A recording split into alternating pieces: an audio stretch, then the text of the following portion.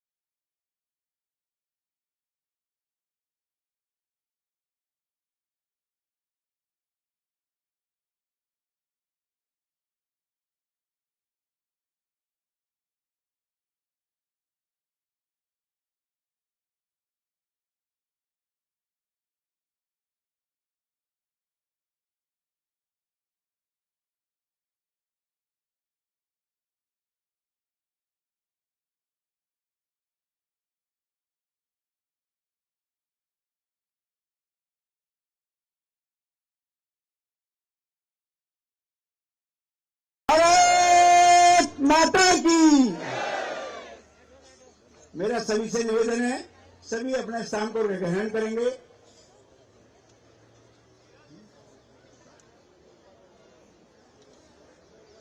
मैं गांधी दर्शन के हमारे जो डायरेक्टर साहब हैं उनसे निवेदन करूंगा वो है और आज के कार्यक्रम की भूमिका।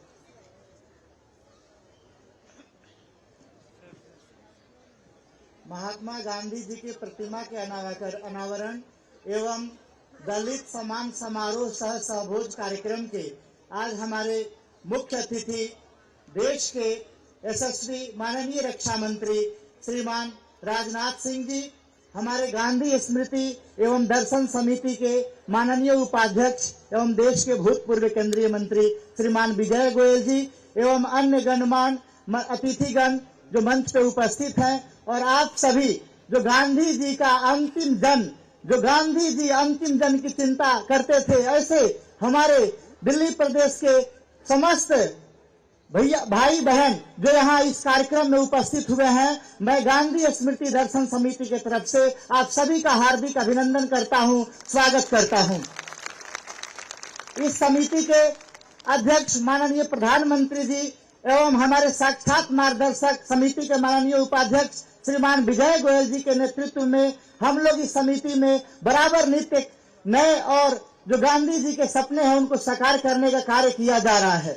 मैं आप सभी को बताना चाहता हूं, अगस्त माह में जहां हम सब बैठे हैं, यहाँ पे लगभग 6 फुट पानी, बाढ़ की पानी आई थी, लेकिन जो गांधी जी का स्वच्छता और हरा भारत का सपना था उसको पूरा करते हुए हमारे माननीय उपाध्यक्ष श्रीमान विजय गोयल जी के नेतृत्व में आप सब देख सकते हैं कि आज ये कैंपस बाढ़ से तो मुक्त हुआ ही, कितना हरा भरा और स्वच्छ है, जो गांधी जी के सपने और उसी सपने पे चलते हुए जो इस समिति के माननीय अध्यक्ष देश के यशस्वी प्रधानमंत्री जी जो स्वच्छता की बराबर बात कर रहे हैं, जो यहाँ साक्षात दिख रहा है। यहाँ यही नहीं, अभी जिस गेट से हम सब आए, हमारे समिति के माननीय उपाध्यक्ष श्रीमान विजय गोयल जी के मार्गदर्शन में एक नया गेट जो राजघाट बत्ती से खोला गया, और जो ये गांधी दर्शन बराबर ऐसा परिचय आता था कि गांधी दर्शन कहाँ है तो राजघाट के पास है, लेकिन अभी ऐसा ही आ रहा है कि राजघाट गांधी दर्शन के पास है। आपने देखा होगा कि राजघाट बत्ती से मुख्य द्वार एक बनाया गया, जिसके तरफ से हम सब प्रवेश किए। एक मुख्य सड़क निर्माण किया गया, वहां एक वाटिका बनाई गई और उस वाटिका गांधी सेल्फी वाटिका उसका नामकरण है। और वहां पे गांधी जी की लगभग 12.5 फुट बड़ी प्रतिमा का अभी हाल ही में देश के माननीय राष्ट्रपति श्रीमती द्रौपदी मुर्मू जी के द्वारा उसका अनावरण किया गया। और इसी कड़ी में आज हम सबका बड़ा सौभाग्य है कि गांधी जी के एक बड़ी चलती हुई चलामान प्रतिमा का देश के माननीय रक्षा मंत्री श्रीमान राजनाथ सिंह जी द्वारा अभी उसका अनावरण किया गया है। मैं आप सभी से निवेदन करना चाहता हूं कि इस अनावरण अवसर पे माननीय रक्षा मंत्री जी का एक बार पुनः कर कमलों से ताली बजाते हुए स्वागत करें। साथ ही यहाँ पे हमारे विजय गोयल जी वाइस चेयरमैन के नेतृत्व में अनेक कार्य हो रहे हैं। सर, गांधी दर्शन के इतिहास में पहली बार ऐसा कार्य हुआ कि बस्तियों से लगभग 180 बच्चों को यहाँ ग्रीष्मावकाश के छुट्टी में उनका एक कार्यशाला किया गया और उन कार्यशाला में विभिन्न प्रकार की प्रतियोगिताएं आयोजित की गई, पेंटिंग से लेकर डिबेटिंग और उनको नृत्य, जिसमें नृत्य, संगीत, कबाड़ से जुगाड़, ऐसे बहुत सारे कार्यक्रम किए गए और उन बच्चों को प्रशिक्षित किया गया। और अंत में देश के माननीय राष्ट्रपति जी से भी उन बच्चों को राष्ट्रपति भवन में मिलने का सौभाग्य मिला। वो बच्चे गए राष्ट्रपति भवन का साक्षात दर्शन किए। यहाँ पे इतने पहले मैं भी अभी 6-7 महीने पहले आया, सैकड़ों की संख्या में यहाँ दर्शक आगंतुक आते थे, लेकिन सर के मार्गदर्शन में हमारे वीसी साहब के, सर मैं बताना चाहता हूँ हम लोग का 2 परिसर है, एक अभी गांधी दर्शन और दूसरा 30 जनवरी मार्ग गांधी स्मृति।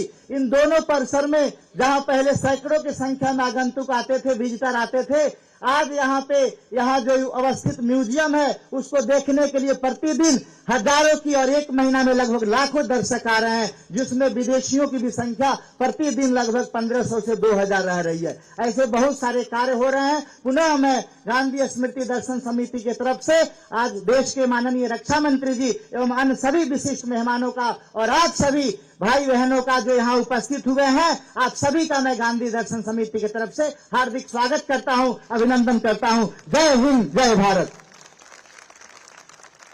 बहुत बहुत धन्यवाद। अब मैं हमारे गांधी दर्शन गांधी स्मृति के जो वाइस चेयरमैन हैं, जिन्होंने दिल्ली में लॉटरी बंद कराई, गरीबों की लड़ाई लड़ी, अनऑथराइज्ड कॉलोनी में जाकर आंदोलन खड़ा किया और अब दलितों के अंदर, झुग्गियों वालों के अंदर विशेष रूप से काम कर रहे हैं, मैं उनसे निवेदन करूंगा, आज के हमारे मुख्य अतिथि देश के माननीय रक्षा मंत्री, जिनके नेतृत्व में हमने काम करना सीखा है, वो सतत काम कैसे करते हैं, ऐसे माननीय राजनाथ जी का विजय गोयल जी स्वागत करेंगे। अंग वस्त्र और बुके से विजय गोयल जी।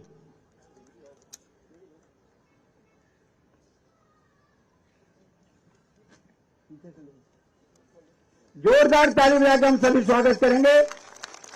गांधी दर्शन का ये चरखा, गांधी जी का ये चरखा, ये खादी का अंग वस्त्र जो आज देश के अर्थव्यवस्था में अपना एक विशेष महत्व रख रहा है और खादी का जो महत्व पूरे देश में बढ़ा है, वो अंग वस्त्र माननीय रक्षा मंत्री जी को हमारे विजय गोयल जी उनका सम्मान कर रहे हैं। एक बार जोरदार ताली बजाएंगे सभी, जोरदार स्वागत है भाई, स्वागत है, जोर से स्वागत है भाई, स्वागत है, स्वागत है भाई, स्वागत है।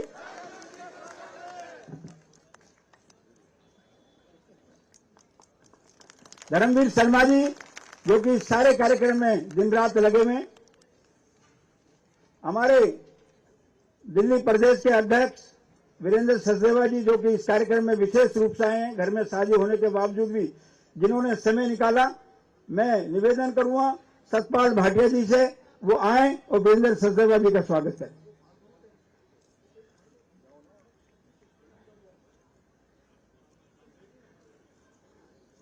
सतपाल भाटिया जी हमारे दिल्ली प्रदेश के अध्यक्ष वीरेंद्र सचदेवा जी का सभी ताली बजा के स्वागत करेंगे।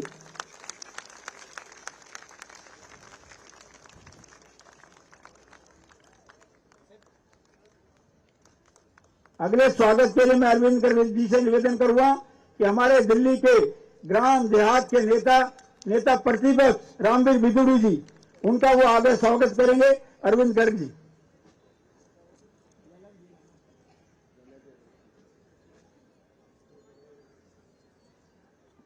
जोरदार ताली बजा के स्वागत करें, जोरदार।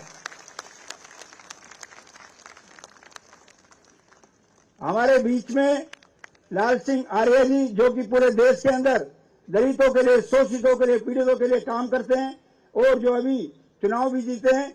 मैं धर्मवीर शर्मा जी से निवेदन करूंगा कि उनका स्वागत करें। सभी जोरदार ताली बजाकर उनका स्वागत करेंगे। राष्ट्रीय अध्यक्ष हमारे मोर्चे के और पूरे देश में किस प्रकार से काम होता है, लोगों को जोड़ा जाता है, सतत काम करने वाले लाल सिंह आर्य, जोरदार ताली बजाएं। सभी ताली रुकनी नहीं चाहिए।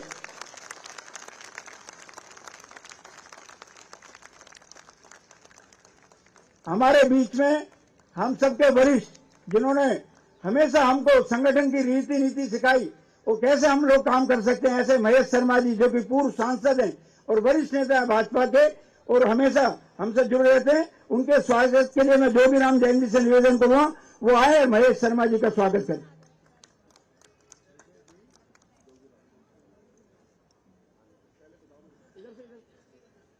अनुज भार्गव जी भी आ जाएंगे, राहुल अरोड़ा जी, जसवीर कोहली जी, प्रेमचंद गुप्ता जी सभी नजदीक आ जाएंगे।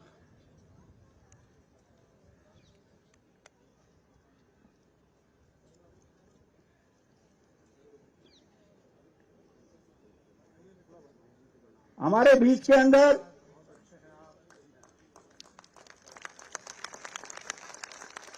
हमारी दिल्ली की पूर्व सांसद अनीता आर्य जी हैं, जो कि दिल्ली की महापौर भी रही हैं, सांसद रही हैं और आयोग की अध्यक्ष भी रही हैं, जो हमेशा हमारे बीच में काम करती हैं। मैं निवेदन करूंगा राहुल अरोड़ा जी से वो आए और उनका स्वागत करें।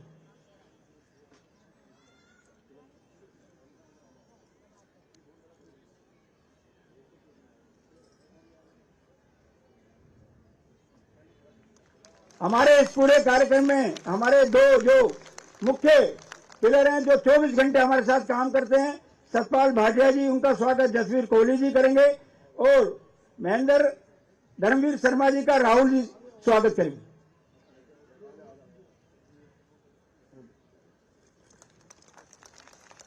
अब मैं अंत में जो हमारे गांधी स्मृति गांधी दर्शन के वाइस चेयरमैन हैं, उनके स्वागत के लिए मैं निवेदन करूंगा धर्मवीर जी, सतपाल जी, विजय गोयल जी का स्वागत करें।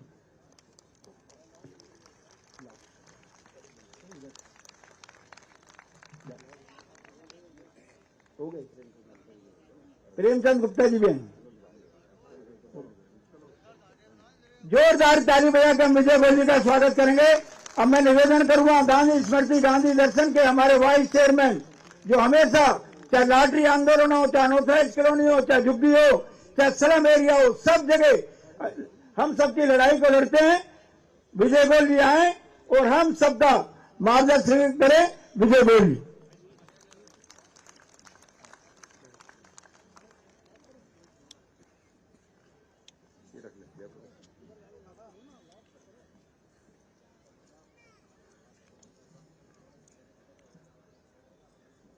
एक बार जोर से बोलेंगे, भारत माता की, महात्मा गांधी की, दोनों हाथ खड़ा करके कहेंगे महात्मा गांधी की।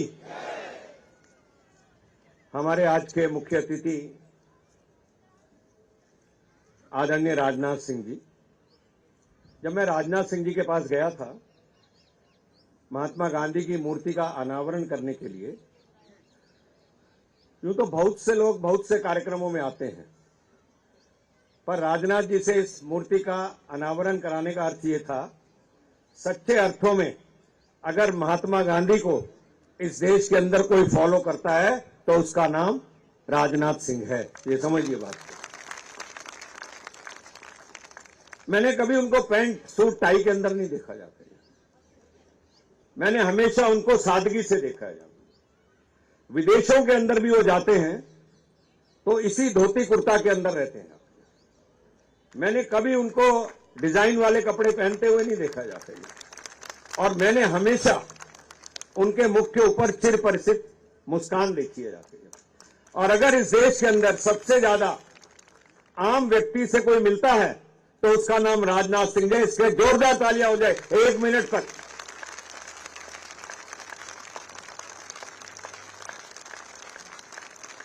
ये मैं बात प्रशंसा करने के लिए नहीं कर रहा हूं। वे देश के गृह मंत्री रहे, वो देश के रक्षा मंत्री हैं, वो उत्तर प्रदेश के मुख्यमंत्री हैं, पर सबसे पहले वो एक अच्छे इंसान है जाते। बहुत से नेता हैं, हम भी हैं, हमने सबकी कहीं ना कहीं आलोचना करते हुए सुना है जी। पर यहां वाजपेयी जी अटल जी के आदर्शों पर चलते हैं, जिनकी आलोचना करने वाला कोई नहीं, विपक्षी दल के नेता भी इनकी प्रशंसा करते हैं।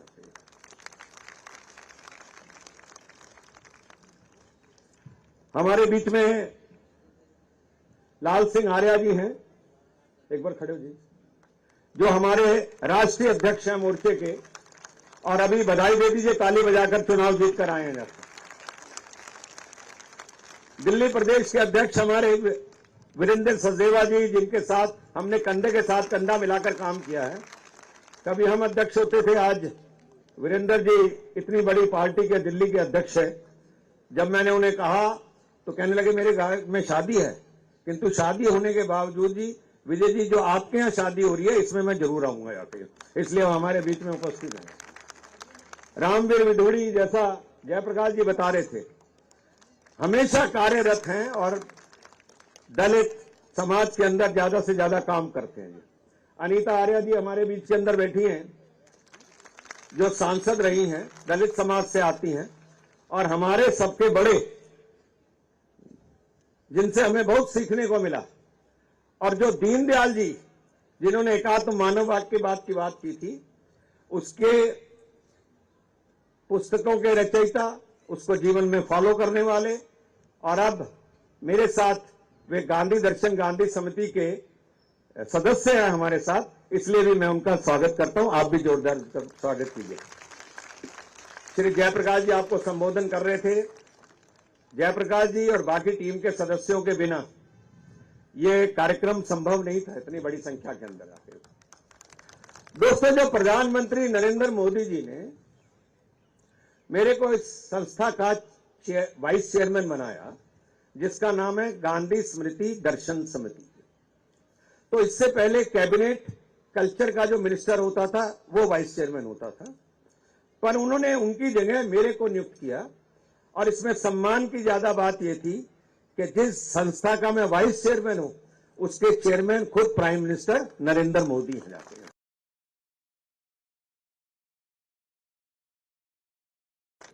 तो उनको कितनी आशाएं होंगी। एकड़ का ये कॉम्प्लेक्स है, जिसके अंदर 3 म्यूजियम है जाते हैं, और देश विदेश से यहां पर लोग आते हैं। एक म्यूजियम का नाम है मेरा जीवन मेरा संदेश, दूसरी क्ले की म्यूजियम है, और तीसरी जो है म्यूजियम वो स्वच्छता, राष्ट्रीय स्वच्छता केंद्र है, जो यहां पर है। आप में से जो लोग आए हुए हैं, वो अगर आज म्यूजियम ना देखें तो अपने परिवार के साथ कभी भी आना। विजय गोयल आपको इस बात का आश्वासन देता है, कोई टिकट नहीं लगेगी यहां पर, और गाइड भी आपको यहां पर फ्री मिलेगा इस गांधी दर्शन के अंदर। दूसरा जो केंद्र है हमारा, वो है गांधी स्मृति, जो 30 जनवरी मार्ग पे है क्लैरिस होटल के साथ। वहां पर वो पुराना बिरला हाउस है, वहां पर गांधी जी को गोली लगी थी और वो शहीद हुए थे जाके। वहां पर तो 2 म्यूजियम ऐसी हैं, जिनमें से एक तो म्यूजियम ऐसी है कि आपने लंदन पेरिस में भी नहीं देखी होगी, इतनी सुंदर म्यूजियम है जी। वहां भी बच्चों के साथ जाएंगे तो आपको फ्री के अंदर गाइड मिलेगा और फ्री के अंदर एंट्री मिलेगी। सोमवार को नहीं जाना है, सोमवार छुट्टी होती है जाके। दोस्तों, मैंने महात्मा गांधी को उतना नहीं पढ़ा था जी, और मैं महात्मा गांधी से पूरा सहमत भी नहीं था। जब बचपन की बात बता रहा हूं, जब मैं युवा था तब की बात बता रहा हूं। अब तो जब मेरे को यह जिम्मेदारी मिली है, तो मैं महात्मा गांधी को मैंने पढ़ा जाती है। महात्मा गांधी जी को लोगों ने शोध का, रिसर्च का, सेमिनार का, सिंपोजियम का, लाइब्रेरी का ऑब्जेक्ट बना दिया है जाते हैं। और लोगों को कई बार गांधी को पढ़ते हुए ऐसा लगता है जैसे बोरियत हो रही हो जाती है, पर गांधी जी तो बहुत सरल थे। उन्होंने वही सब बातें करी हैं जो हमारे पहले महापुरुष हुए हैं, चाहे विवेकानंद, चाहे दयानंद, या जितने भी संत महापुरुष हुए हैं, उन्होंने वही बात की जो गांधी जी ने करी थी। और गांधी जी इतने सरल व्यक्ति थे कि गांधी जी को आज लोग किताबों कापियों के अंदर बंद कर रहे हैं, उनको फॉलो करने वाले नहीं है। तो गांधी जी का जीवन में यही था, एक सत्य, एक अहिंसा, एक सत्याग्रह, यानी अन्याय के खिलाफ लड़ना, हिंसा मत करना, सच बोलना, ये मुख्य गांधी जी के कुछ 11 ध्येय वाक्य हैं। इनमें से एक भी आप फॉलो कर लो तो आप समझो कि आप महात्मा गांधी हैं। महात्मा गांधी त्याग और तपस्या का नाम है। गांधी जी गरीब थे या अमीर, बताइए जल्दी से। गरीब नहीं थे, वो अमीर थे, धनी थे, उनके पिता दीवान थे। और गांधी जी इंग्लैंड करने के लिए गए थे, और जब इंग्लैंड गए वो शिक्षा के लिए, तो उनके सारे समाज ने, सारी सोसाइटी ने, उनके नगर ने, इलाके ने ये कह दिया था, महात्मा गांधी गांधी अगर तुम मोहन वहां गए ना पढ़ने के लिए तो तुम्हारा हम बायकाट कर देंगे, जाके तुम्हारे को जाति में प्रवेश नहीं मिलेगा, तुम्हारे साथ कोई खाना नहीं खाएगा, कोई संबंध नहीं रखेगा। पर गांधी जी के भाई ने उनको बड़ा बल दिया और गांधी जी सबको मना करते हुए भी वहां पर चले गए। वहां पे गांधी जी इंग्लैंड तक, गांधी जी का कोई जिंदगी में वो नहीं था सिवाय इसके कि जैसे हमारा और आपका बचपन है वैसे बचपन होगा जी। पर महात्मा गांधी अपनी मां को कह के गए थे कि मैं ना मांस को छूंगा, ना मदिरा को छूंगा, ना महिलाओं से संबंध रखूंगा जी। और उसका उन्होंने, उनके यहां बहुत सारी रुकावटें आई, यानी कि कई बार उनका जी ललचाया और कई बार लोगों ने उनको कहा, परंतु उन्होंने फॉलो किया जी। और उसके बाद महात्मा गांधी, मैं सिर्फ छोटी सी स्टोरी सुना रहा हूं आपको, पूरी नहीं। उसके बाद महात्मा गांधी जब इंग्लैंड से वापस आए तो मुंबई उतरे। मुंबई उतरने पर उन्होंने ऐसा कहा, अरे मैं तो इंग्लैंड से वकालत करके आया हूं। पर उन्होंने देखा उनको कुछ नहीं आता था जी। उनसे पिटीशन ड्राफ्ट नहीं हुई, कोर्ट में खड़े होने में उनके पसीने छूटने लगे जी, और उनको केस नहीं मिले जी। अब 13 साल की उम्र में जिस गांधी की शादी हो गई हो और एक बच्चा पैदा हुआ हो, उनका पालन पोषण करने की जिम्मेदारी उन पर आ गई थी। क्या करते, राजकोट आ गए, वहां प्रैक्टिस करी, वहां भी नहीं प्रैक्टिस चली थी। अब क्या करते, तो भाई को कहने लगे कोई नौकरी दिलवा दे तुझे। तो भाई ने उसको कहा मैं कहां से दिलवाऊंगा नौकरी, बड़ी ढूंढी नहीं मिली। फिर भाई ने कहा साउथ अफ्रीका में एक बाबा अब्दुल्ला है, उसके यहां एक नौकरी निकली है, उसका हिसाब किताब देखने के लिए उसको एक ऐसा आदमी चाहिए जिसने अंग्रेजी पढ़ी जानता हो। गांधी को अंग्रेजी आती थी। तो आप देखिए, समुद्र पार करके वो आदमी कमाने के लिए, कस्तूरबा और अपने बच्चों का, 2 बच्चे हो गए थे, देखभाल करने के लिए वो वहां पे नौकरी करने चला गया। अब बताओ कौन बताएगा गांधी जी कितने साल रहे साउथ अफ्रीका में? बताओ। गांधी जी 21 साल साउथ अफ्रीका के अंदर रहे। पर जब रहे तो पैंट कोट टी टाई के अंदर थे, पर जब आए तो सब कुछ उतार चुके थे। सैक्रिफाइस का नाम महात्मा गांधी थे। और आज यही सैक्रिफाइस हमारे देश में सच्चे अर्थों में कोई अगर महात्मा गांधी को फॉलो कर रहा है तो वो मेरे देश का प्रधानमंत्री नरेंद्र मोदी है, जो स्वच्छता से लेकर, शौचालय से लेकर, आत्मनिर्भरता से लेकर, दलितों के उत्थान से लेकर, हरिजन कल्याण से लेकर, युवाओं के, नौजवानों के लिए वो सब काम कर रहा है जो महात्मा गांधी जी ने कहे थे जाके जी। एक बार मोदी जी के नाम पे जोरदार तालियां। बाबा अंबेडकर जिसकी फोटो हमने लगा रखी है, आपने देखा होगा ना। बाबा अंबेडकर जी के 5 तीर्थ उन्होंने बना दिया। आज तक किसी ने नहीं बनाए बाबा अंबेडकर के 5 तीर्थ जाके। और उन्होंने बाबा अंबेडकर के तीर्थ बनाने के लिए उनका जन्म से लेकर पहला, अगर भारत रत्न किसी को बाबा अंबेडकर को दिया गया तो वो प्रधानमंत्री नरेंद्र मोदी की सरकार ने उनको भारत रत्न दिया। उनके जन्म स्थान मेहू को तीर्थ स्थल बना दिया। यूएनओ के अंदर पहली बार उनकी 125वीं जयंती मनाई गई। मध्य प्रदेश के लंदन के अंदर उन्होंने डॉक्टर अंबेडकर मेमोरियल शिक्षा बनाया। नागपुर के अंदर जो दीक्षा भूमि थी उनकी, उसके ऊपर भी उन्होंने एक मेमोरियल बनाया। मुंबई में चैत्य स्थान था, उस पर भी उन्होंने बनाया। और दिल्ली में यहां पर नेशनल मेमोरियल महापरिनिर्माण का बनाया जी। उसके बाद 14 अप्रैल 215 को समरसता दिवस बनाने का निर्णय किया। सामाजिक न्याय की उन्होंने पहल करी और 125वीं जयंती बनाई। और 110 रुपए का उन्होंने उसके अंदर सिक्का भी जारी किया जी। इसी तरीके से पहली बार अगर दलितों के लिए किसी ने काम किया, दोस्तों आज हमने आदरणीय राजनाथ जी को मैं बताना चाहता हूं, दलित सम्मान समारोह रखा है और उसके बाद दलित सहभोज रखा है। मुझे याद आता है जब मैं सत्यवादी दिल्ली प्रदेश का अध्यक्ष था तो हमने एक दलित भोज किया था और उसमें 14,000 लोग आए थे। और उसमें भी हमारे मुख्य अतिथि थे राजनाथ जी, उन्होंने सबके साथ भोजन को किया था।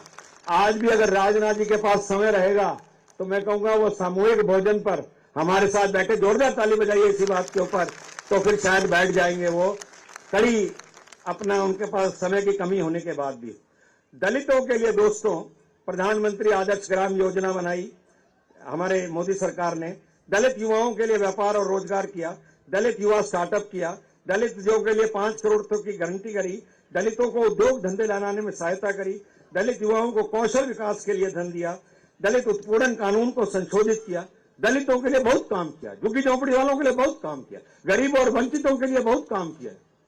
और अंत में मैं ये बताना चाहता हूं, इसी यहां पर अभी हम एक गांधी जी का रेल का डब्बा भी लाने वाले हैं जिसमें गांधी जी सफर किया करते थे। अभी हम यहां पर एक आर्ट गैलरी बनाने वाले हैं। अभी हम यहां पर एक वर्ल्ड के अंदर जितनी 150 देशों ने टिकटें निकाली हैं उसके ऊपर हम करने वाले हैं।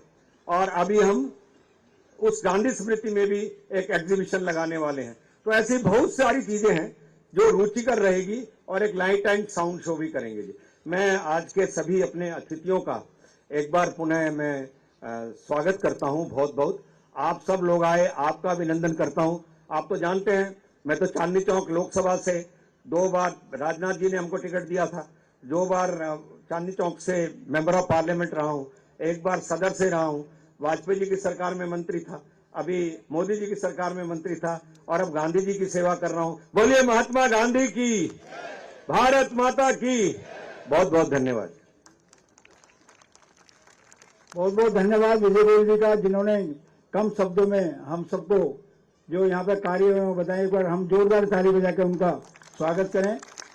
मैं निवेदन करूंगा हमारे नेता प्रतिपक्ष रामवीर विदुर जी वो भी आए और सिर्फ 2 मिनट में सभी का मार्गदर्शन। रामवीर जी।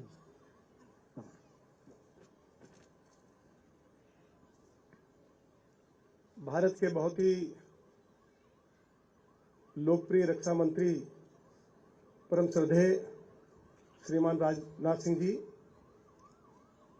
गांधी स्मृति गांधी दर्शन समिति के सम्मानित उपाध्यक्ष पूर्व केंद्रीय मंत्री आदरणीय श्री विजय गोयल जी, दिल्ली प्रदेश भारतीय जनता पार्टी के यशस्वी अध्यक्ष आदरणीय श्री वीरेंद्र सचदेवा जी, मंच के संचालक पूर्व मेयर आदरणीय श्री जयप्रकाश जी, समिति के सभी सम्मानित पदाधिकारीगण, एससी मोर्चे के राष्ट्रीय अध्यक्ष आदरणीय श्री लाल सिंह जी, बहन अनीता आर्या जी, इस दलित महासम्मेलन में उपस्थित हुए सभी सम्मानित भाई और बहनों, मैं अपनी ओर से और दिल्ली प्रदेश भारतीय जनता पार्टी के विधायक दल की ओर से भारत के बहुत ही लोकप्रिय नेता आदरणीय श्री राजनाथ सिंह जी का आज यहां पधारने पर उनका स्वागत करता हूं, उनका अभिनंदन करता हूं। आप भी बड़ी संख्या में यहां आज पधारे हैं। मैं आप सभी को भी बहुत बहुत धन्यवाद देता हूं, आप सभी के प्रति आभार व्यक्त करना चाहता हूं। आज दलित महासम्मेलन के अवसर पर परम श्रद्धेय श्रीमान राजनाथ सिंह जी ने पूज्य बापू की प्रतिमा का अनावरण भी उनके कर कमलों द्वारा संपन्न हुआ है। उसके लिए भी हम सब लोग उनके बहुत आभारी हैं। मैं इन्हीं शब्दों के साथ, क्योंकि आज सह भोज का कार्यक्रम भी रखा गया है, उसमें भी हम सब लोग शामिल होंगे। अंत में एक बात कहते हुए, आदरणीय विजय गोयल जी चाहे किसी पद पर रहे हैं, लेकिन कुछ ना कुछ वो नया करते रहते हैं। मैं उनको अपनी ओर से इस शानदार कार्यक्रम के लिए विधायक दल की ओर से बहुत बहुत बधाई देता हूं। उनका बहुत हमारे मन में उनके प्रति सम्मान भी है। दिल्ली के मुद्दों को लेकर, चाहे वो गरीब झुग्गी झोपड़ी वासियों का मुद्दा हो, चाहे दिल्ली के अनऑथराइज कॉलोनीज को रेगुलाइज करने का मुद्दा हो, चाहे दिल्ली के लोगों के ऊपर जब जब कोई मुश्किल आई है, श्री विजय गोयल जी ने पूरी मजबूती और ताकत के साथ पार्टी के कार्यकर्ताओं के साथ संघर्ष करने का काम किया है। उनका एक लंबा जीवन है जो संघर्ष में गुजरा है। मैं इन्हीं शब्दों के साथ श्री विजय गोयल जी को, उनके संघर्ष को और दिल्ली वासियों के लिए जो उन्होंने बहुत अनेक तरह की लड़ाइयां लड़ी है, बहुत बहुत अपनी ओर से बधाई देता हूं और इस सफल कार्यक्रम के लिए भी बहुत बहुत बधाई देना चाहता हूं। एक बार फिर मैं अपनी ओर से, आप सभी की ओर से भारत के रक्षा मंत्री परम श्रद्धेय आदरणीय श्रीमान राजनाथ सिंह जी का अभिनंदन करता हूं। भारत माता की, महात्मा गांधी की, डॉक्टर BR अम्बेडकर की, नरेंद्र मोदी की, श्री राजनाथ सिंह जी की बहुत बहुत धन्यवाद। बहुत बहुत धन्यवाद। अब मैं निवेदन करूंगा हमारे दिल्ली प्रदेश के अध्यक्ष वीरेंद्र सचदेवा जी आए और अपनी बात रखें। एक बार जोरदार ताली बजा के हम अध्यक्ष जी का स्वागत करेंगे, जो सतत 24 घंटे काम करते रहते हैं। वीरेंद्र सचदेवा जी। बोली भारत माता की, भारत माता की, भारत माता की। मंच पर उपस्थित हम सबके प्रेरणा स्रोत परम आदरणीय माननीय रक्षा मंत्री श्री राजनाथ सिंह जी, हमारे नेता प्रतिपक्ष श्री रामवीर सिंह विधुड़ी जी, हमारे राष्ट्रीय मोर्चे के अध्यक्ष भाई लाल सिंह आर्य जी, बहुत ही आदरणीय, जिनसे हम लोगों को बहुत ही सीखने को मिला, आदरणीय श्री महेश चंद्र शर्मा जी, बहन अनीता आर्य जी, मंच का संचालन कर रहे भाई जयप्रकाश जी, और इस कार्यक्रम के संयोजक हमारे बड़े भाई पूर्व प्रदेश अध्यक्ष, जिनसे हमेशा लगातार कुछ न कुछ नया करने की प्रेरणा मिलती है, ऐसे श्री विजय गोयल जी।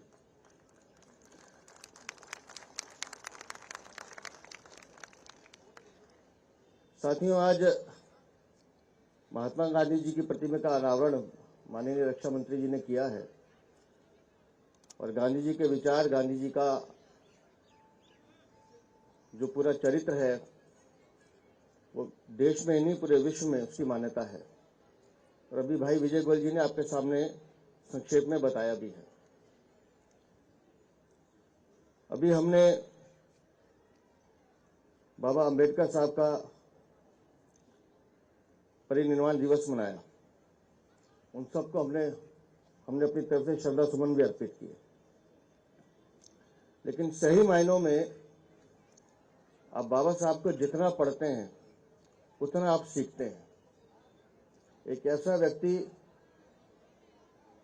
जिसका बचपन सुख सुविधाओं से वंचित रहा हो, जिसने समाज में उत्पीड़न को देखा भी और सहा भी, उसके बाद वह व्यक्ति पढ़ लिख कर देश में संविधान निर्माता के रूप में अपनी ख्याति प्राप्त करते हैं और देश के हर नागरिक को सामाजिक जीवन एक अधिकार के साथ जीने का अवसर पैदा करते हैं।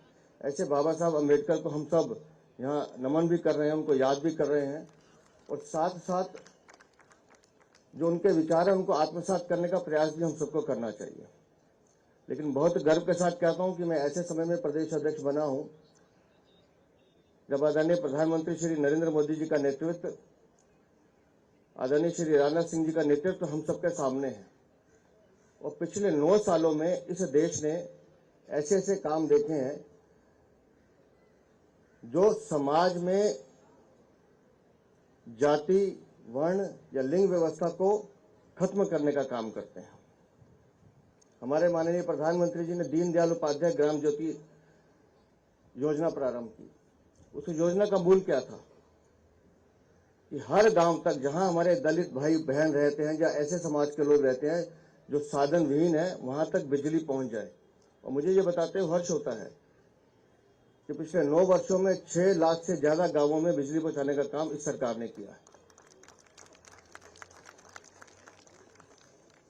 समाज के वंचित वर्ग की मां बहनें जब खुले में शौच के लिए जाती थी तो उनको कितनी ग्लानि का सामना करना पड़ता था।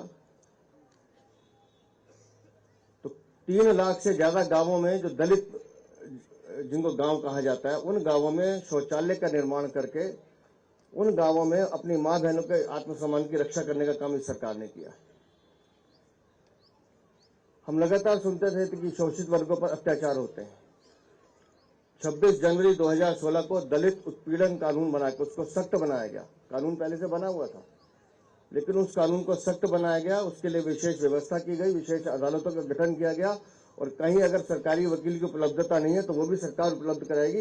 ये निर्णय भी इस भारत सरकार ने किया है। अपने जो युवा वर्ग है उसके कौशल विकास को केंद्रित करते हुए उसमें अनेक रोजगार के साधन उपलब्ध कराने का काम भारत की सरकार ने किया है। आदर्श ग्राम योजना के अंतर्गत जिस गांव में 50% से अधिक हमारे समाज का ये वर्ग रहता है, ऐसे हर गांव में आदर्श ग्राम योजना के तहत उनको निवास देना, रोजगार देना, बिजली पैदा करना, सड़कें बनाना, ये सब काम भी भारत सरकार के इस 9 साल के कार्यकाल में किया गया। आप सोचिए कि 10 करोड़ से ज्यादा बहनों को उज्ज्वला के कनेक्शन दिए गए हैं और मैं सरकार की सबसे बड़ी उपलब्धता मानता हूं।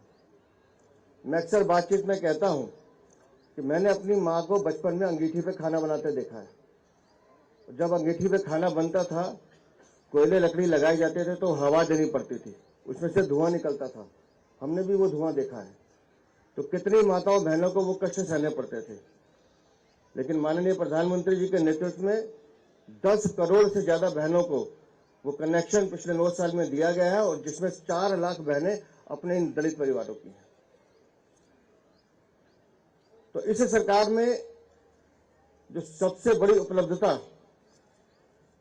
महामहिम राष्ट्रपति हमारे सामने बैठे हैं, मैं उनके सामने बोल रहा हूं। इस सरकार ने जितनी पारदर्शिता से विकास के साथ साथ सभी समान वर्गों को अवसर देने का काम किया, ऐसा पिछले 70 सालों में कभी नहीं हुआ।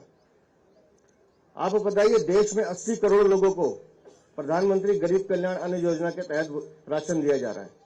क्या उनसे पूछा जा रहा है कि आपकी जात क्या है? क्या उनसे पूछा जा रहा है कि आपका लिंग क्या है? क्या उनसे पूछा जा रहा है कि आप किस धर्म विशेष के हैं?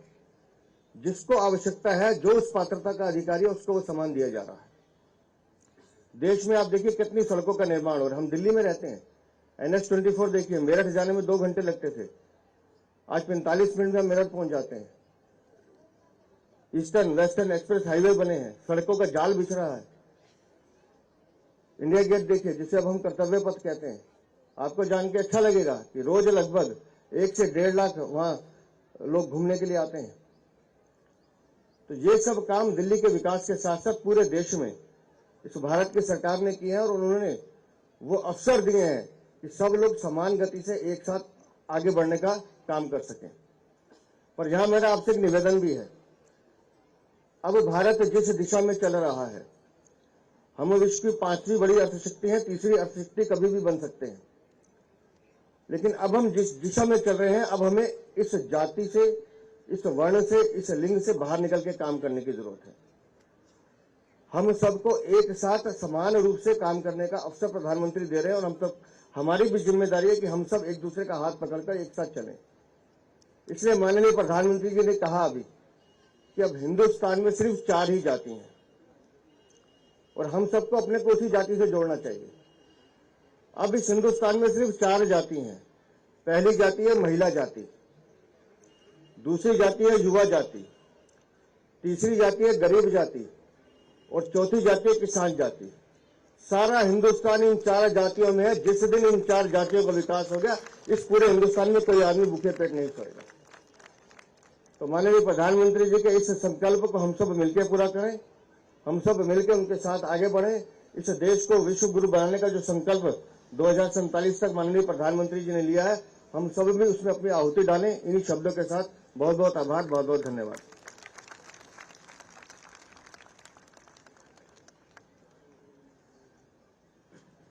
मैं निवेदन करूंगा हमारे अनुसूचित जाति मोर्चा के राष्ट्रीय अध्यक्ष जो अभी नया चुनाव जीत कर आए, लाल सिंह आर्य जी आए, जोरदार ताली बजाकर हम उनका स्वागत करें। और लाल सिंह आर्य जी हमेशा शोषितों के बीच में, पीड़ितों के बीच में, दलितों के बीच में काम करते हैं और सबको जोड़ने का काम करते हैं। लाल सिंह आर्य जी। बोलो भारत माता की, भारत माता की। दलित सम्मान के इस कार्यक्रम में मंच पर विराजमान एक ऐसी शख्सियत जिनके नेतृत्व में भारत की सीमाओं की रक्षा बहुत ईमानदारी के साथ की जा रही है, ऐसे हमारे पूर्व शुभंकर राष्ट्रीय अध्यक्ष और देश के रक्षा मंत्री आदरणीय राजनाथ सिंह जी,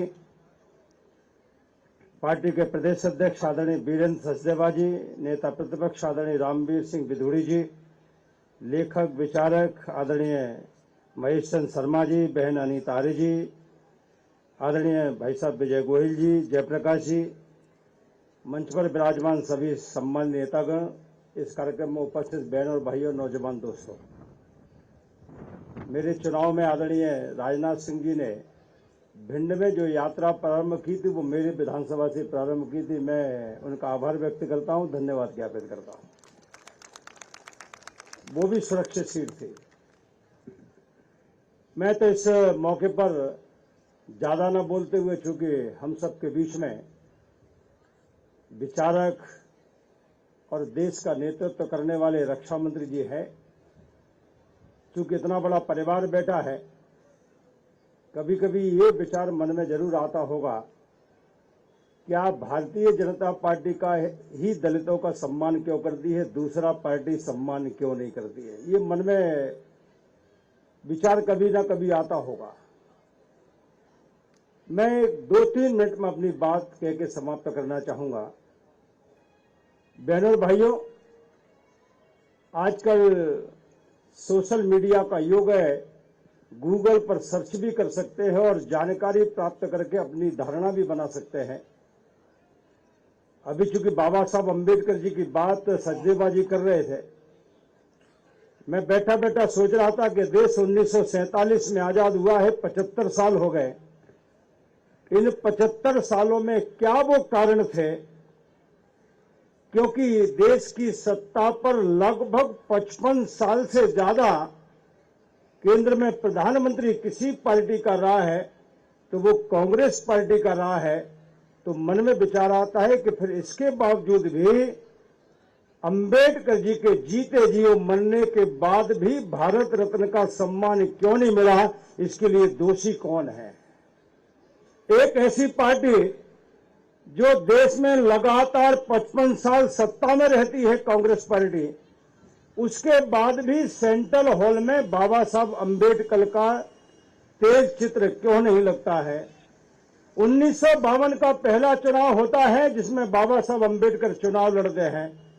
कांग्रेस पार्टी चाहती तो बाबा साहब अम्बेडकर के सामने प्रत्याशी खड़ा नहीं करती और अम्बेडकर जी को चुनाव जिताकर संसद के अंदर भेज देती, लेकिन अम्बेडकर जी का 1952 के पहले चुनाव में अपमान करने वाली पार्टी देश की सत्ता में 55 साल राज्य करने वाली पार्टी है। 1954 का लोकसभा उपचुनाव होता है भंडारे का, उस चुनाव में भी अम्बेडकर जी को हराने वाली कोई पार्टी है, उनका अपमान करने वाली कोई पार्टी है, तो उस पार्टी का नाम कांग्रेस पार्टी है।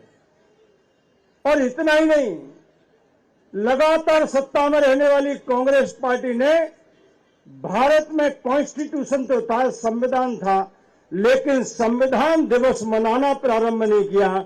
और ये संविधान दिवस भी मनाना अगर प्रारंभ होता है तो आप सबके प्रधानमंत्री नरेंद्र मोदी जी के नेतृत्व में 2015 से प्रारंभ होता है। ये प्रश्न कहीं ना कहीं समाज के बीच में ले जाना चाहिए कि दिल्ली में 26 अलीपुर रोड पर बाबा साहब अम्बेडकर जिंदल उद्योगपति के मकान में किराए पर रहते थे। उस उद्योगपति जिंदल के मकान में उनका अंतिम सांस निकलती है। कांग्रेस की सत्ता रहते हुए वहां अम्बेडकर जी के नाम से कोई राष्ट्रीय स्मारक क्यों नहीं बनता है।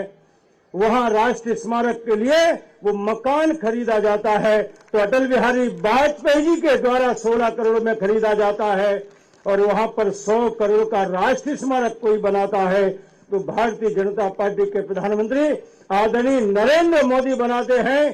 तब प्रश्न उठता है कि कांग्रेस को इतने लंबे समय तक सत्ता पर रहते हुए हो गए, दलित शोषित पीड़ितों के, गरीबों के मसीहा बाबा साहब अम्बेडकर का राष्ट्रीय स्मारक दिल्ली में बनाने के लिए क्यों याद नहीं आया।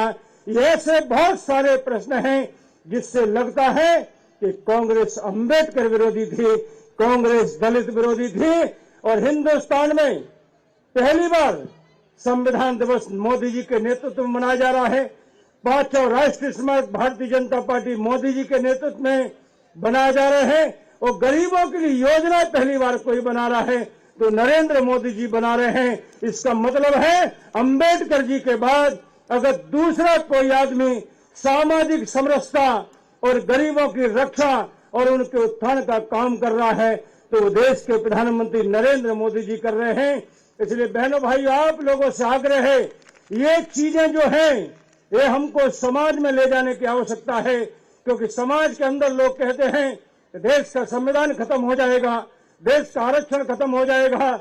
नरेंद्र मोदी जी ने एक ही लाइन में कहा है कि जब तक नरेंद्र मोदी है और भारतीय जनता पार्टी है तब तक तुम्हारे आरक्षण को और तुम्हारे संविधान को खरोंच भी आने वाली नहीं है। ये गारंटी हिंदुस्तान में कोई दे रहा है तो हमारे प्रधानमंत्री नरेंद्र मोदी जी दे रहे हैं। इसलिए समाज बंधुओं से आग्रह है, आप सब लोग अपनी बस्तियों में, झुग्गी झोपड़ियों में ये संदेश जो भारतीय जनता पार्टी का है, ये जो काम है भारतीय जनता पार्टी मोदी जी का है, इसको ले जाकर समाज को जोड़कर जागृत करके और भारतीय जनता पार्टी क्या कर रही है ये संदेश लेकर हमको कहीं ना कहीं जाना पड़ेगा। इस मौके पर मैं आदरणीय विजय गोयल जी को और गांधी दर्शन समिति को साधुवाद देना चाहता हूं कि देश में एक अनूठा काम दलितों का सम्मान करने का आपने उठाया है। प्रभु से प्रार्थना है आपकी उम्र लंबी हो और ऐसे सामाजिक समरसता के जो काम आदरणीय पूज्य हमारे बापू जी ने किया, आदरणीय हमारे पूज्य बाबा साहब अम्बेडकर जी ने किया और उन्हीं की भावना का आदर करते हुए आपने और आपकी समिति ने यह अनूठा काम किया है। मैं पुनः आपको साधुवाद देता हूं। इस कार्यक्रम में मुझे आपने बुलाया, इसके लिए बहुत बहुत धन्यवाद देता हूं। बहुत बहुत धन्यवाद। नमस्कार। दोस्तों, मुझे एक लिस्ट दी गई है कि भाई ये कार्यकर्ताओं ने अपना इस कार्यक्रम के अंदर जो योगदान दिया है, आप ताली बजाते रहना, मैं नाम पढ़ता जाऊंगा, ठीक है ना? सहमत हो तो बजा दो ताली से। रानीबाग से श्री अशोक गुप्ता, ज्योति पासवान, रानीबाग से शशि जेटली जी, सुनील खुराना जी, हैदरपुर से सुजीत ठाकुर जो पार्षद रहे, शकरपुर से अरुण वर्मा, बजाते रहो, खिलौने वाला बाग, सिगरेट वाला बाग से सुरेंद्र सिंह प्रेम गुप्ता, कबीर नगर राणा प्रताप बाग से जोगीराम जी, बाबूलाल जी, एमसीडी कॉलोनी आजादपुर से नितिन जी, मुख्तियार जी, दीपक डीजल मस्जिद के साथ माधव प्रसाद जी, वीरपाल जी, सुशील जोंटी जी, शहनाज अफजल जी, गरिमा बंसल जी, मनीराम भगत जी, कंवर चंद जी, कांता सोलंकी जी, विपिन रुखड़ जी, जितेंद्र महतो जी, योगेश वर्मा जी, मनोज तिवारी जी, दूसरे वाले सतीश पिलिया जी, सुधीर राजपूत जी, मुन्नी सरस्वती देवी जी, अलाउद्दीन मंसूरी जी, शरद सांगवान जी। जिनके नाम रह गए हो वो इधर लिख कर दे देना, वो बाद में करेंगे। अब वाल्मीकि सरपंच कमेटी से अध्यक्ष रमेश चौधरी जी, तालियां।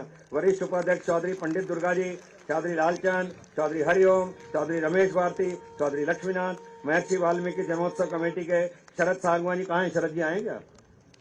अरे आ रहे हैं, ऊपर आओ ना, जल्दी आओ, जल्दी। और किसको बुलाना, बोलो जल्दी करो। चेयरमैन श्री संजय टांग जी, महासचिव श्री विक्रम भजनी जी, कोषाध्यक्ष सतपाल सूद जी। ये मैंने नाम इसलिए पढ़े हैं, लोगों ने और बहुत अच्छा काम किया है, उनको सबको हम बुलाएंगे भी, इसलिए नाम पढ़े हैं। सामूहिकता से ही काम होता है और यही सामूहिक बोध से है। जब आप मेहनत करते हैं, काम करते हैं तो आप नजरों में आ जाते हैं अकेले। और ये जो आज इतना सफल प्रयास हुआ है ये सब आपके कारण से है जी। अब मैं आदरणीय जयप्रकाश जी को कहूँगा, राजनाथ जी को आमंत्रित करेंगे। सभी कर्तव्यधारी से जोरदार स्वागत करेंगे हमारे माननीय रक्षा मंत्री राजनाथ जी। जोरदार ताली बजा के वो आए, हम सबको संबोधित करें। माननीय राजनाथ जी, रक्षा मंत्री भारत सरकार, जोरदार ताली बजाएंगे।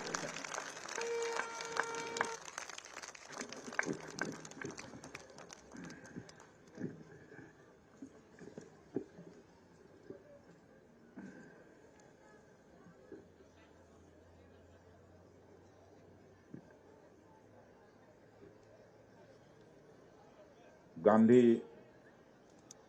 स्मृति एवं दर्शन स्मृति समिति के उपाध्यक्ष श्रीमान विजय गोयल जी और हमारे नेता प्रतिपक्ष श्री रामवीर सिंह जी बुधड़ी, श्री लाल सिंह जी आर्य, राष्ट्रीय अध्यक्ष अनुसूचित मोर्चा श्री बीरन जी सचदेवा, अध्यक्ष भारतीय जनता पार्टी डॉक्टर महेश जी शर्मा, पूर्व सांसद श्रीमती अनीता आर्य, पूर्व सांसद श्री जयप्रकाश जी, धर्मवीर जी शर्मा, सत्यपाल जी भाटिया, श्री ज्वाला प्रसाद जी निदेशक, श्री अजय महावर जी और इस कार्यक्रम में मौजूद मेरे सभी सम्मानित बहनों एवं भाइयों, मुझे यह कल्पना नहीं थी कि इतनी बड़ी संख्या में लोग आज महात्मा गांधी के प्रतिमा के अनावरण के अवसर पर मौजूद होंगे।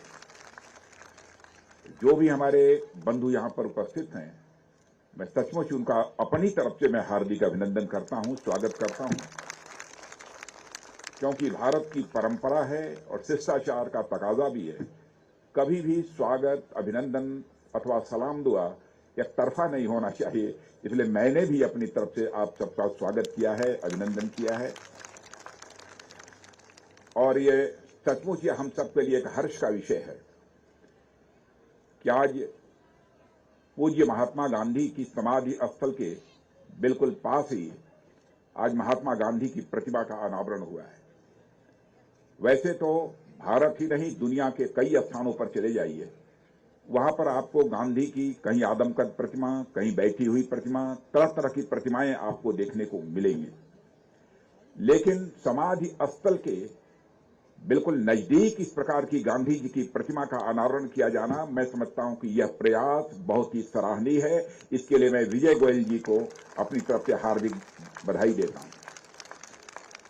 साथियों, गांधी जी का जहां तक प्रश्न है, आप सभी जानते हैं, गांधी जी हर भारतवासी के ही दिल में नहीं है, बल्कि दुनिया के दूसरे देशों में चले जाइए, जो भी पढ़े लिखे लोग हैं वह गांधी जी को जानते हैं और गांधी जी के विचारों से भी बहुत सारे लोग सारी दुनिया में परिचित हैं।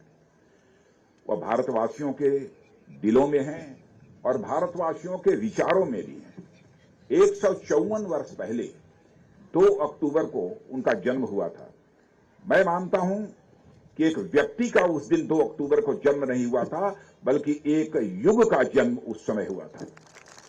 और यह भी सच्चाई है कि उनके विचार, दर्शन 20वीं शताब्दी में जितने प्रासंगिक थे, 21वीं शताब्दी में उससे कम प्रासंगिक नहीं है, बल्कि उससे अधिक प्रासंगिक हैं और भविष्य में भी गांधी जी के विचार और उनके दर्शन प्रासंगिक रहेंगे। साथियों, गांधी जी सदैव सत्ता से दूर रहे। न तो उन्होंने कोई युद्ध लड़ा और न तो कोई इस प्रकार की, न तो किसी देश को जीतने का काम किया, लेकिन अहिंसा का रास्ता अख्तियार करके पूरी दुनिया में केवल भारतवासियों का नहीं, बल्कि दुनिया के दूसरे देशों में रहने वाले लोगों का दिल जीतने का काम यदि किसी ने किया तो महात्मा गांधी ने किया। 75 साल गुजर जाने के बाद भी उनकी मृत्यु के, बहनों भाइयों, आज भी विचार मैं समझता हूं कि पहले से ज्यादा कहीं प्रासंगिक हैं। जो उनसे नहीं मिले हैं वे भी गांधी और उनके विचारों से प्रभावित हुए हैं। मैं यहां पर चर्चा करना चाहूंगा मार्टिन लूथर किंग की, मैं चर्चा करना चाहूंगा नेल्सन मंडेला की। वह महात्मा गांधी से कभी मिले नहीं थे, लेकिन उनके विचारों और आदर्शों से इस हद तक प्रभावित हुए थे कि उन्होंने अपने अपने देशों में मानवता को एक नई राह दिखाने का काम किया था। यह महात्मा गांधी के विचारों का ही करिश्मा था। मैं मानता हूं कि वह केवल एक स्वतंत्रता संग्राम सेनानी ही नहीं थे, बल्कि महात्मा गांधी ने यह देखा कि जब भारत आजाद होगा तो उनके सपनों का भारत कैसा होगा, इसके बारे में भी उन्होंने बहुत ही गंभीरतापूर्वक विचार किया था और वह स्वप्न उन्होंने देखा था। उनके हर आंदोलन में एक गहरा आर्थिक, सामाजिक और सांस्कृतिक संदेश छिपा रहता था। मैं उदाहरण देना चाहता हूं। 1917 में बापू का जो चंपारण आंदोलन जो प्रारंभ हुआ था, वह चंपारण आंदोलन वह एक प्रकार का सत्याग्रह था। उसमें उन्होंने अंग्रेजों का विरोध तो किया ही, लेकिन उसके पीछे उनका उद्देश्य यह था कि सारे देश में जो किसानों की हालत दिनों दिन बदतर होती जा रही है, उसमें सुधार होना चाहिए। इस ओर सत्ता का ध्यान आकर्षित करना भी उनका उद्देश्य था।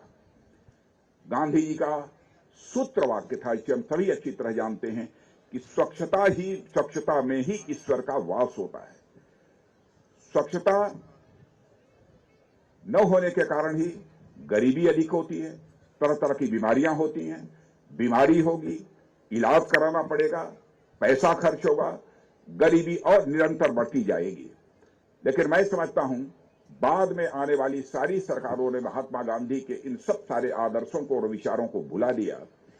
लेकिन मैं मोदी जी को अपनी तरफ से बधाई देना चाहता हूं, आप सबकी तरफ से भी बधाई देना चाहता हूं कि गांधी जी के विचारों को अपने जीवन में अंगीकार करने का काम और उसी के अनुरूप चलकर सरकार ने जो जन सामान्य की सेवा की है उसकी जितनी भी सराहना की जाए वह कम है। मैं आपको याद दिलाना चाहता हूं कि प्रधानमंत्री बनने के बाद पहला कार्यक्रम जो हमारे प्रधानमंत्री नरेंद्र मोदी जी ने प्रारंभ किया था वह स्वच्छता अभियान चलाया था। स्वच्छता की बात किसने की थी? स्वच्छता की बात महात्मा गांधी ने की थी। और आज यह देखिए, स्वच्छता का यह आंदोलन एक ऐसा जन आंदोलन बन गया है। पहले लोग प्लेटफॉर्म पर जाते थे, कुछ खाते थे, कुछ बचा रहता था, प्लेटफॉर्म के ऊपर फेंक देते थे। पढ़ते लिखते कुछ छोटे मोटे पेपर होते थे, पढ़ने के बाद उसे प्लेटफॉर्म पर फेंक देते थे। लेकिन आज लोग हिचकते हैं प्लेटफॉर्म पर कुछ गंदी सी अथवा कोई ऐसी कोई पेपर यदि फेंकना हो तो 4 बार सोचते हैं। और मैंने ऐसे भी लोगों को आज प्लेटफॉर्म के ऊपर चलते हुए देखा है कि जो बचे हुए अथवा जिस कागज का कोई उपयोग नहीं है उसको प्लेटफॉर्म के ऊपर नहीं बेचते हैं, बल्कि अपनी पॉकेट में रख लेते हैं, अपनी जेब में रख लेते हैं। इस प्रकार की जागरूकता पैदा करने का काम जो हमारे प्रधानमंत्री ने किया है, मैं समझता हूं यह महात्मा गांधी जी के संदेश को ही उन्होंने इस देश में जो है इस तरीके से चरितार्थ किया है। हर जितने भी हमारे सरकार के काम हैं उसमें हमारी सरकार के निर्णयों में महात्मा गांधी के विचार की पूरी तरह से झलक आपको देखने को मिलेगी। मेरे बहनों भाइयों, 50 वर्षों पहले बैंकों के राष्ट्रीयकरण के बावजूद, आप जानते हैं बैंकों का राष्ट्रीयकरण तो आज के 50 वर्षों पहले हो गया, लेकिन हमारे देशवासियों के और विशेष करके गरीबों का बैंकों में खाता नहीं खुलने पाया। पहली बार हर परिवार का बैंकों में खाता खुलवाने का काम यदि किसी ने किया है तो हमारे प्रधानमंत्री ने किया है। 50 करोड़ से अधिक बैंक खाते इस देश में खोली गए हैं।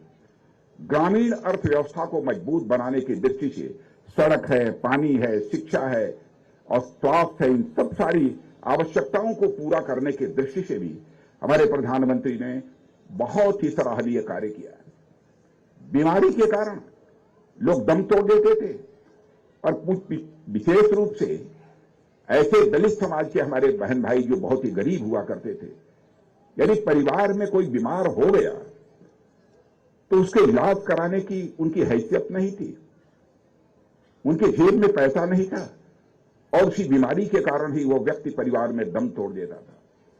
पहली बार महात्मा गांधी जी की उसी सोच के अनुरूप हमारे प्रधानमंत्री ने आयुष्मान भारत योजना लागू की और आप सभी जानते हैं कि 5 लाख रुपए का हेल्थ इंश्योरेंस उनको दिया गया है। यदि आप बीमार हो गए तो 5 लाख रुपए तक का आपका मुफ्त इलाज, यदि 1 साल में आपका रोग नहीं ठीक होता है तो दूसरे वर्ष भी 5 लाख रुपए का मुफ्त इलाज, मैं विश्वास के साथ कह सकता हूं भारत ही दुनिया के दूसरे देशों में यह देखने को नहीं मिलेगा। महात्मा गांधी का जहां तक प्रश्न है, वह केवल स्वतंत्रता संग्राम सेनानी भी नहीं थे बल्कि एक बहुत बड़े आर्थिक चिंतक थे। गांधी जी यह मानते थे कि इस धरती पर इतने संसाधन हैं कि इंसान की सारी जरूरतें पूरी की जा सकती हैं, परंतु लोगों के लालच को पूरा करने के मुताबिक हमारे यहां संसाधन नहीं है। उनका 2 टूक शब्दों में कहना, we have resources for everyone need but not everyone's greed. यह महात्मा गांधी ने कहा था।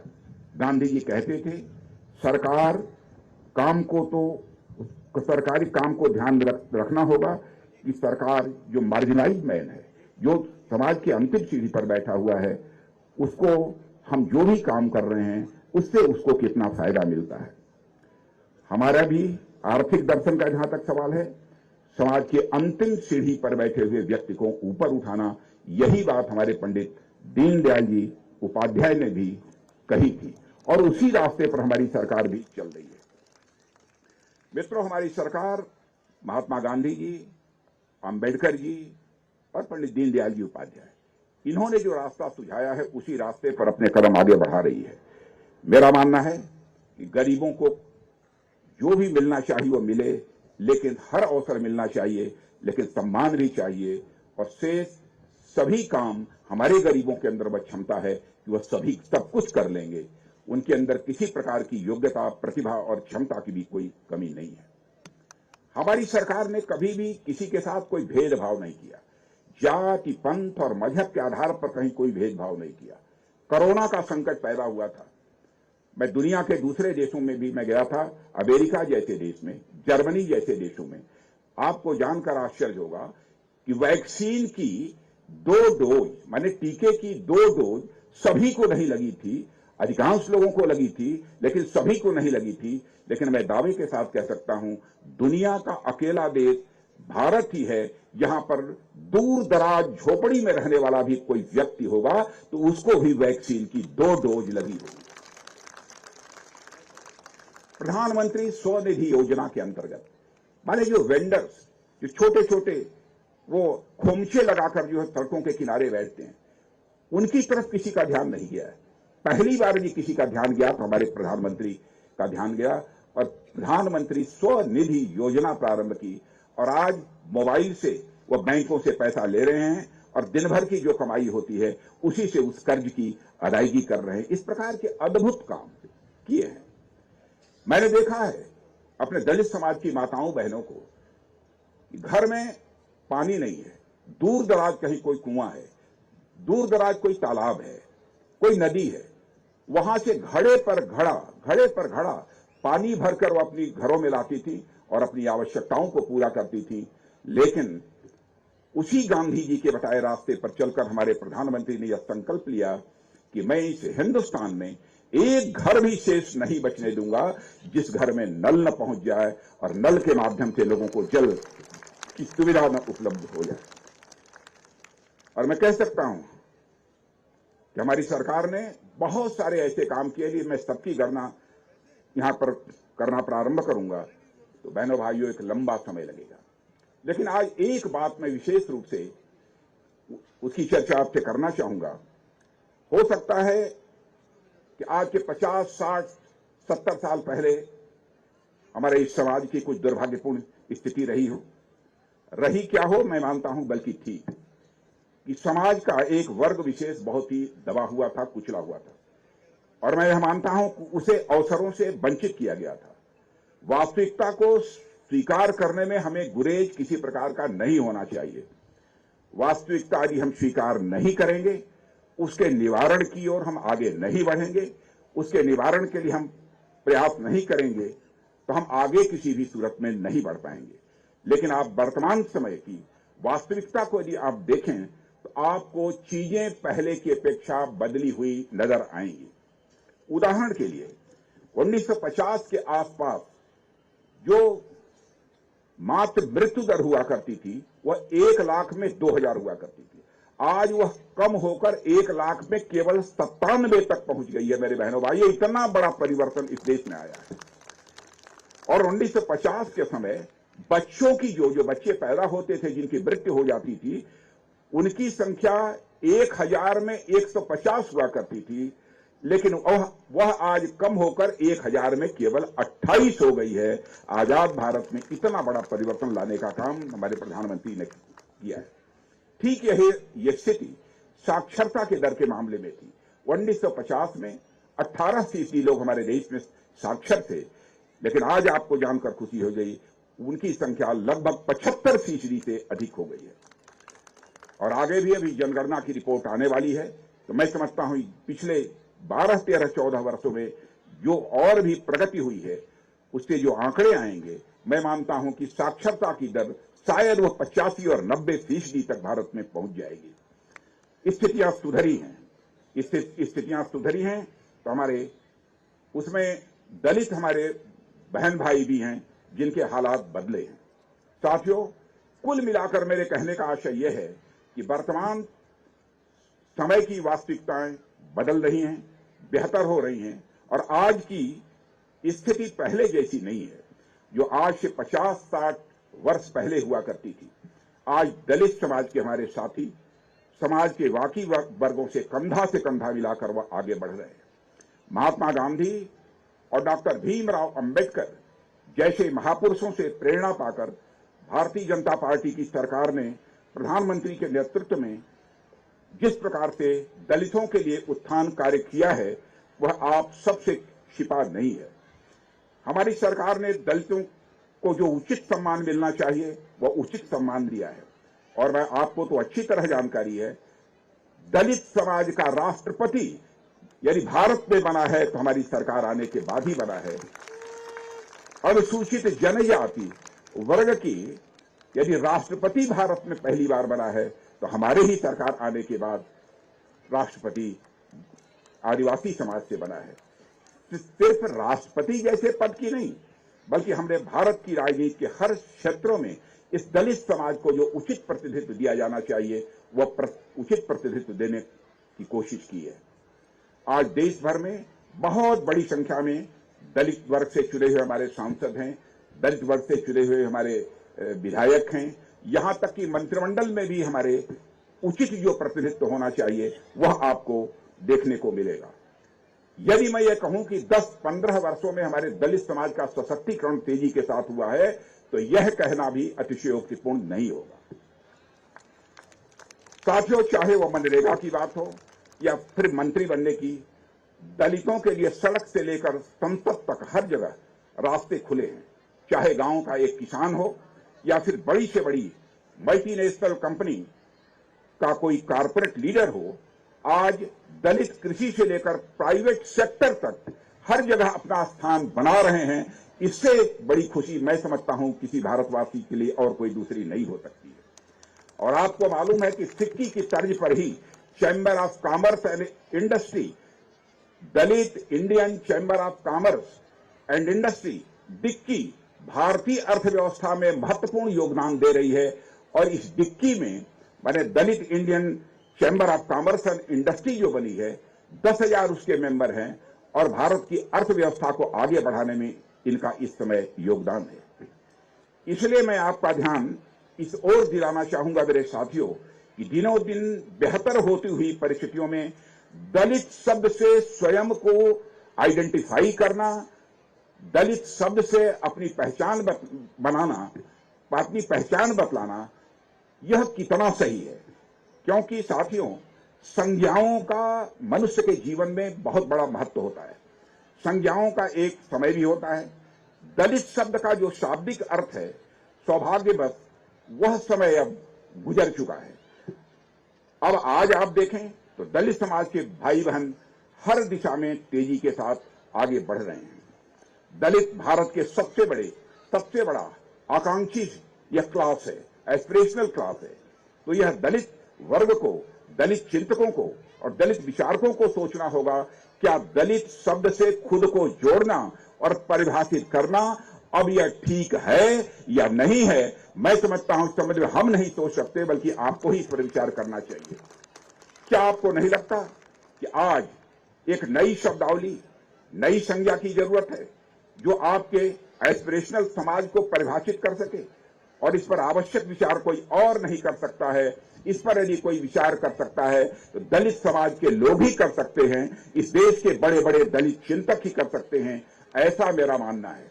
और मैं सारे जो दलित चिंतक हैं मैं उनका आह्वान करता हूं कि इस संबंध में वह विचार करें। आप याद करें साथियों कि आज से 50-60 साल पहले आप कोई हिंदी साहित्य की किताब पढ़ रहे हो तो वहां नारी के पर्यायवाची के रूप में अबला शब्द का प्रयोग होता था।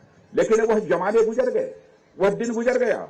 आज नारी शक्ति बंधन अधिनियम बन रहा है और इस देश की 33% महिलाओं को संसद में और विधान मंडलों में अब स्थान प्राप्त हो रहा है। अब हमारे देश की नारी यह अबला नहीं रही है।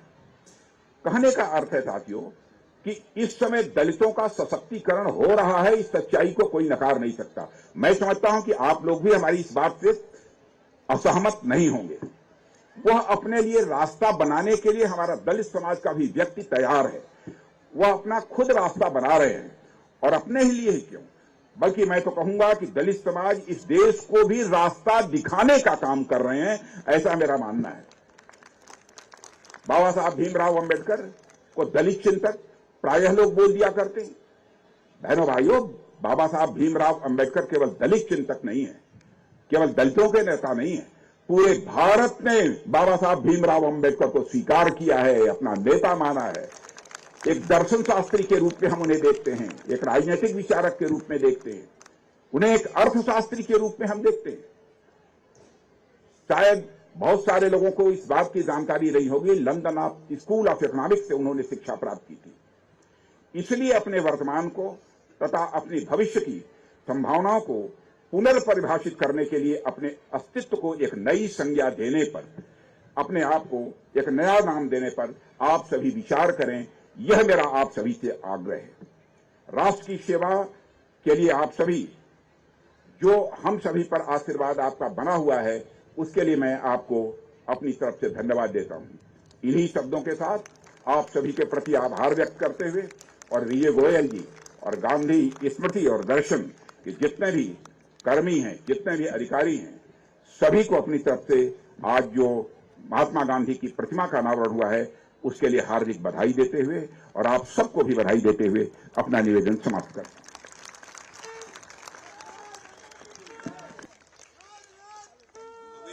आवश्यक सूचना बैठे रहे। एक तो मैं आपको एक गीत सुनाऊंगा, आपको पीछे दोहराना है। पर जो महिलाएं हैं ना, वो भोजन के लिए जा सकती हैं, बाकी लोग गीत दोहराएंगे जी। महिलाएं जाइए वहां पर सामूहिक भोज के अंदर जाइए जाके। तो मेरे पीछे जो है वो गाना दोहराएंगे। बहन जी आप जाइए, ये पुरुषों से गाना है, ये पुरुषों का गाना है। बोलिए, यह उथल पुथल उत्ताल लहर। कार्यकर्ता इन महिलाओं को भेजो, खड़े मत रहो भाई। खड़े रहेगा क्या मतलब है, मुझे तो समझ ही नहीं आ रहा बात। तो आप लोग क्यों खड़े हैं, किसका इंतजार कर रहे हैं जी? अरे भैया आधे तो लोग यही खड़ रहे हैं, आपको तो व्यवस्था में चला जाना चाहिए। आगे जाओ, व्यवस्था कराओ, वहां जाकर जाइए ना भाई। जाओ दलीप, आगे जाओ। ऐसे हाथ हिलाने से क्या होता है? यह उथल पुथल उत्ताल लहर। अरे ऊंचा